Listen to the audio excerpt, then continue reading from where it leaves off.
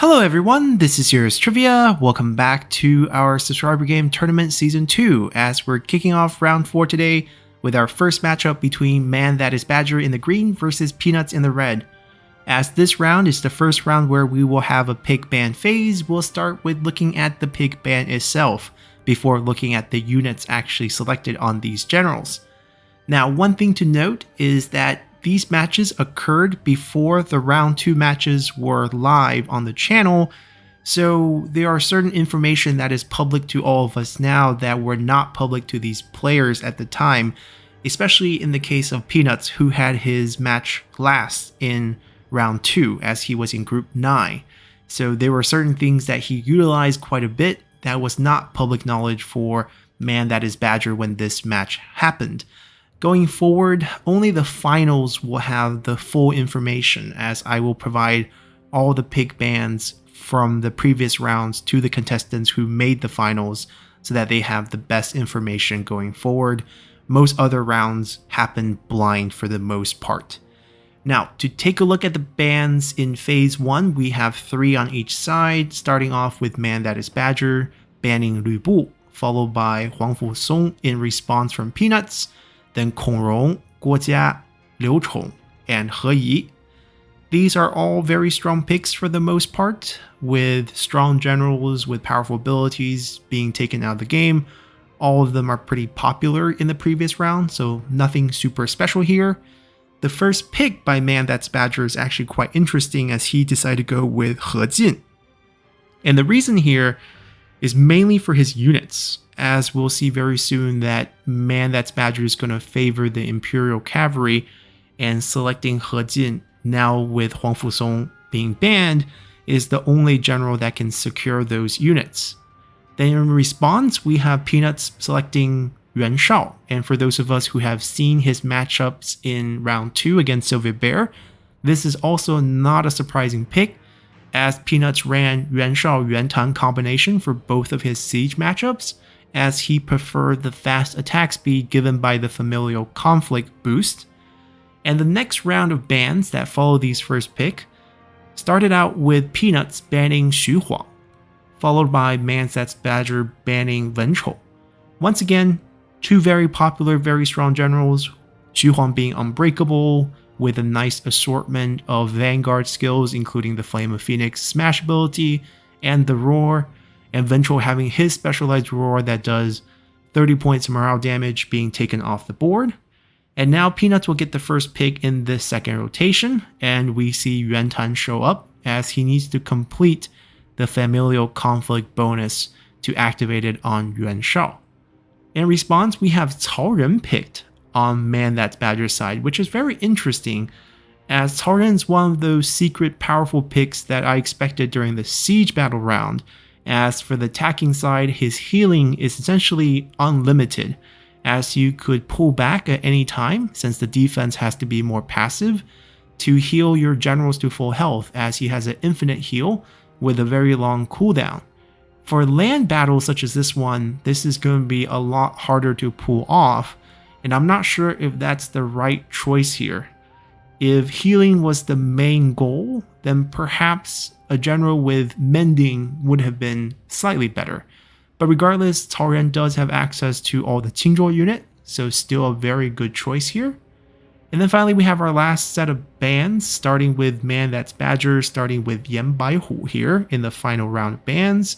Definitely a very powerful pick that have been ignored so far, and surprising he didn't get picked earlier, mainly because Peanut favors the Yuan Shao Yuan Tan combination. And finally we have a ban on Cheng Pu, who gives a very similar bonus as familial conflict to the other generals, so I think Peanut's taking away the possibility that ManThatIsBadger will pick Cheng Pu to balance out the attack speed for his army in order to fight back against Yuan Shao and Yuan Tan, which is quite smart. And then the 5th pick here, or the 3rd pick for each side, is done at the same time, blind, so neither side have access to this pick and know what the enemy picked, so we have a little bit of a surprise involved with this pick ban selection. And we see that ManThatIsBadger went ahead and picked He Man, as he probably favored his Hail of Arrow ability, as most of the other users have been banned.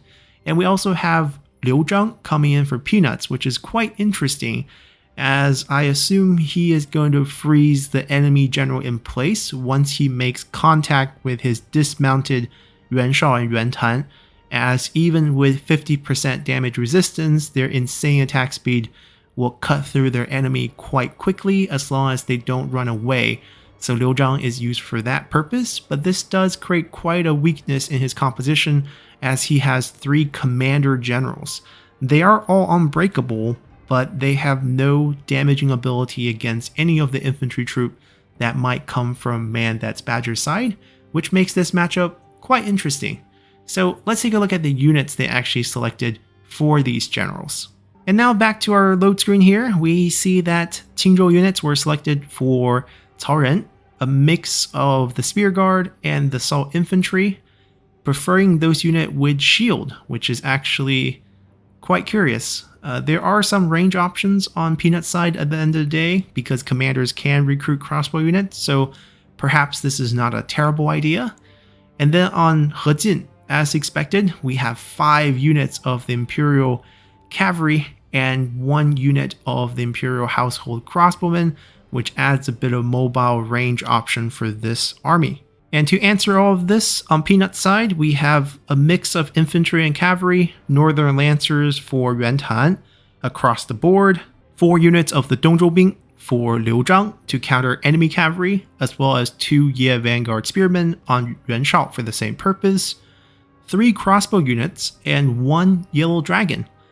A very good mix of unit across the board, and it looks like the crossbow is going to be decently protected, as you could set up those 6 spear units in their square formation, which will cover quite a bit of the map, and it will limit the mobility or at least the charge of those Imperial Cavalry.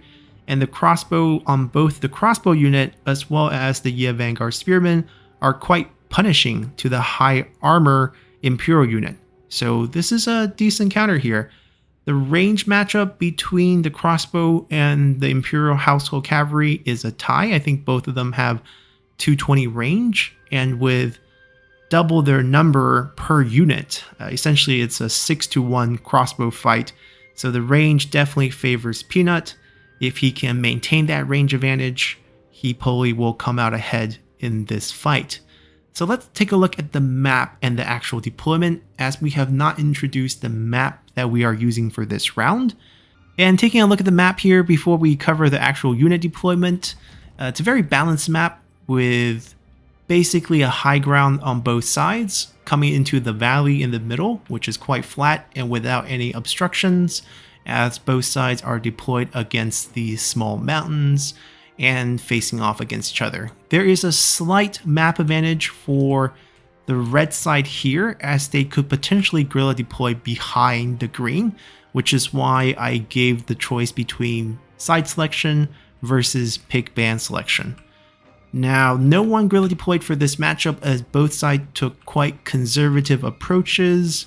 As you can see, those crossbow are being protected by the spear unit, and the cavalry is facing off. So let's see how this one actually turned out. We got a very active surprise attack from He Man. Very early though. It only lasts 1 minute. It gives a speed boost as well as invisibility in terms of stock and extra damage, as the Imperial Cavalry is going to make a move out of the forest they're hiding in. So I guess there's definitely a fear factor that these units could have been guerrilla deployed to any of these areas, except I don't think He Jin has guerrilla deployment, right? So if you know that, you know they can't actually start out here. They're trying to cover this entire distance in the minute, which might be too much of an ask. Ooh, they're going for the generals, which is not bad because they're pretty far away from the range unit. We'll see if they can take out Yuan Shao and Yuan Tan before the battle actually starts. They lost vision as well, as they are hiding in the forest. I think they went for the wrong forest here. So that opportunity is probably gone as they're going to run back to their formation. They could patiently wait here and wait for the cooldown of surprise attack again to pull something similar as they're now retreating back. It was too ambitious to close this gap within just a minute. And with not many range options for ManThatIsBadger, it's going to be hard to convince Peanuts to come down from this hill and this tree line.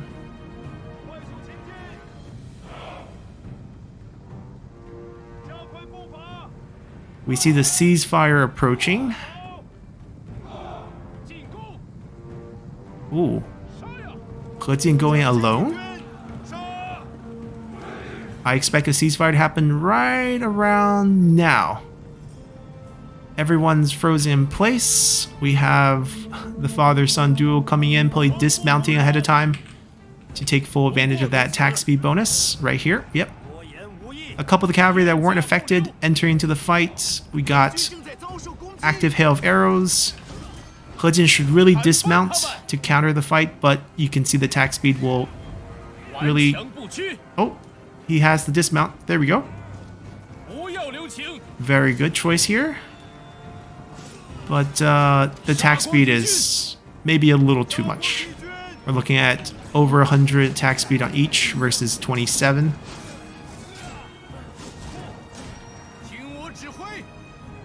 So he's low morale ready, and we'll see if there's enough damage. Or there's only 5 more seconds. At the price of ceasefire is you get surrounded because you can't get out. The use of bow is really nice. The hail of arrows should have been used on them instead of the units, because the Imperial Cavalry should win that fight no problem. He got his movement back, so he's running away. See if the cavalry can be pulled to hit them. And if the infantry made any movements, they did not. Peanuts infantry did come to support with all the crossbow units. We have the heal being used. It's a 3k heal for both units and generals. And we're trying to hit them while they're on foot. Now, cavalry's not going to have the best of time killing generals, especially these fast attacking ones. They're going to remount here and pull back. The infantry are finally moving. The crossbow is probably going to make a real difference here. The cooldown's not back, I assume, so no worries here. They didn't back off, they just stayed and attacked. Yep, Taran's down, and I think Heman's down as well. You can't have the generals anywhere near them, and they kill both.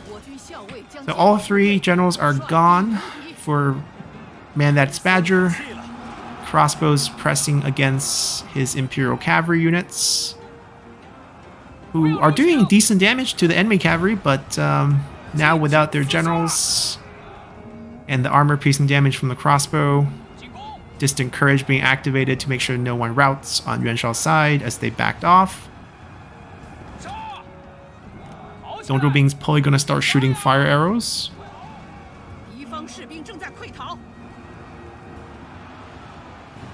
Liu Zhang should back off, potentially try to ceasefire this group so that their range unit can get some free shots on them. I don't think Yuan Shao and Yuan Tai need to be here. They're better off just chilling and providing boost at this point. Pulling back the defensive line, which is good because Dong Zhuo Bing will win that fight. Adding the range, not spreading them out is a bit painful because overlap units will struggle to get line of sight to shoot. This is a small micro problem. Engaging the Yellow Dragon, which is the most powerful offensive unit, against the shield unit, so they're going to get the bonus of erasing those shield evasions and shield armor, which once again comes back to the fact that I think going without the shield is probably best, even in the situation where you're going to get shot. Because closing this gap doesn't take that long.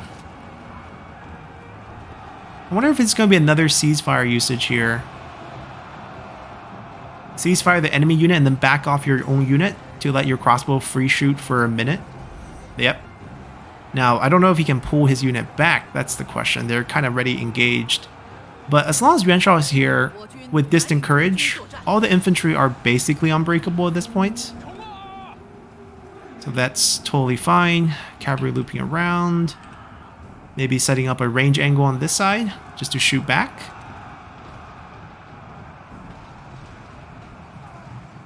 Why is Yuan fighting? He really should provide the morale boost, but I guess it's fine. You can't make them rout for the next 16 seconds, so you're running the risk of getting killed here. They're going to have double damage, which is quite high. And despite the insane attack speed with execution animations, it's just not going to be very efficient. They're just not targeting him because they're busy trying to kill these. Or they're picking on Yuan Tan, which is the wrong target as Yuan Shao is the one actually dismounted.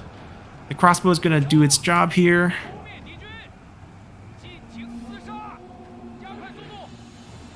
As the units will get finished off.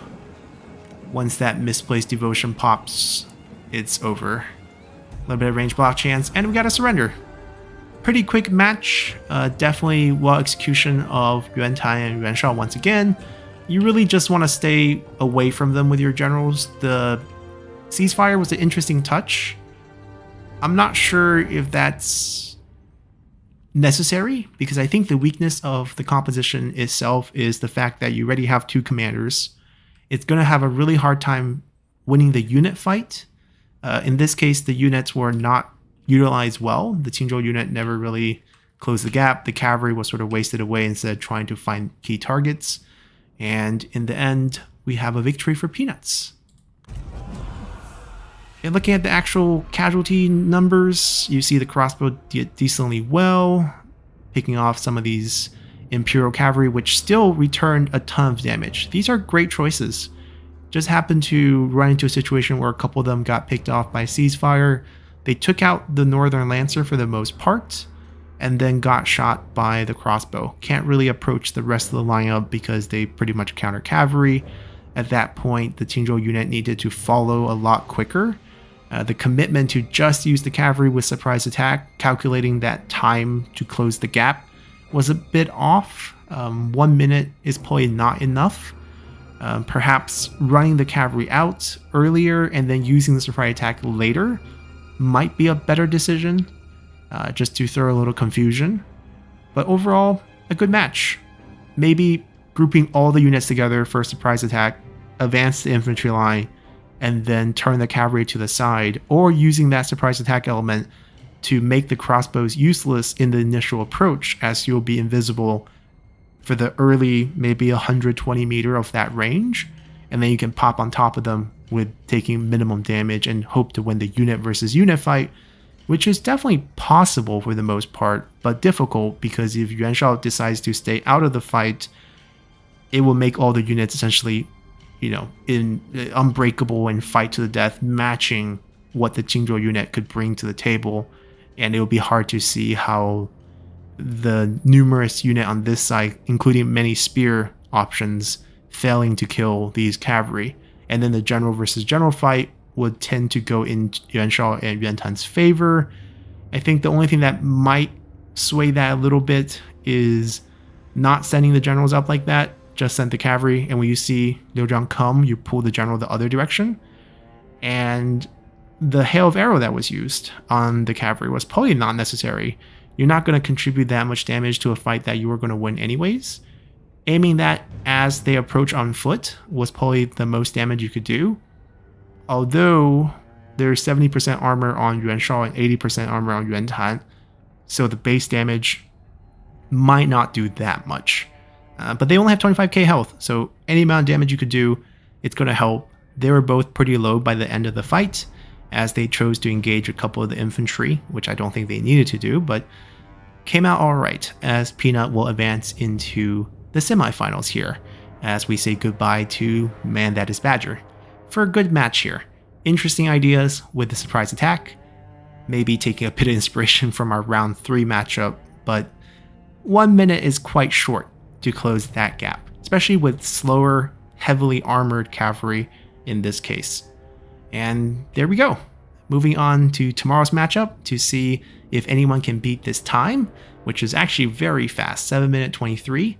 and it looks like Peanut might take that first seed going into the semifinal as well. So until then, bye!